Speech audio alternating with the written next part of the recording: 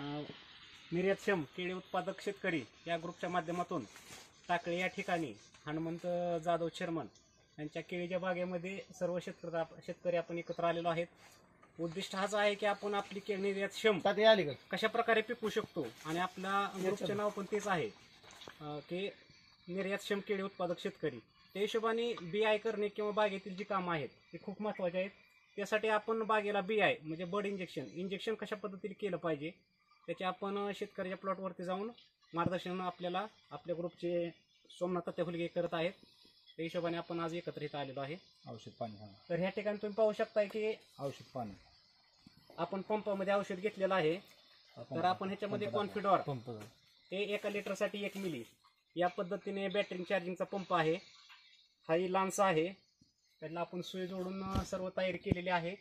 तर ह्यातून आपल्याला एका कमळामध्ये आपल्याला 80 मिली ते 120 मिली याच्या दरम्यान 100 मिली असू दे 110 मिली असू दे एवढं औषध आपल्याला एका कमळामध्ये औषधाचं केलेलं पाणी त्या कमळामध्ये तेवढं इंजेक्ट झालेलं पाहिजे। त्या हिशोबाने आपण तयारी करतोय।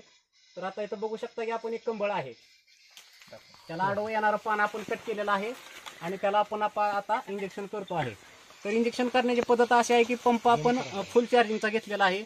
वरच्या बाजूनं त्याची जी वरची बाजू आहे तिथून 4 बोटं 4 इंच जागा सोडून तिथं आपण सुई अशी एक 45 ते 50 अंशातनं आत इन्सर्ट करायची आहे। अशी सुई आत टाकल्यानंतर पंप चालू करायचा आहे। ते हँडल करून 1 2 3 4 5 6 7 बंद केला असं 7 वेळा आपण काउंटिंग केलेलं आहे। 7 वेळा का काउंटिंग केलं तर 7 मोजल्यानंतरच त्याच्यातनं पाणी हे 100 मिली निघणार आहे। त्या हिशोबाने आपण 7 वेळेस या पंपाची कॅपॅसिटी आहे त्या पद्धतीने केलेलं आहे। इंजेक्शन केलं आहे त्यानंतर आपण ह्याला सुई बाहेर काढत आहे। सुई बाहेर काढून झालेला आहे। नंतर आपण हे झाड इंजेक्शन केलं आहे त्यासाठी त्या झाडाला आपण दोरी बांधत आहे।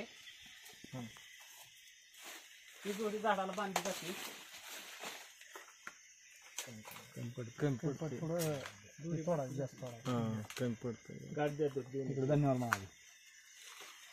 या ठिकाणी दोरी बांधून आपण झाडाला टॅगिंग केलेलं आहे की ह्या झाडाला इंजेक्शन झालेलं आहे। अशा पद्धतीने इंजेक्शनचं काम हे आपल्या ग्रुपच्या माध्यमातून आपण सुरू केलेलं आहे।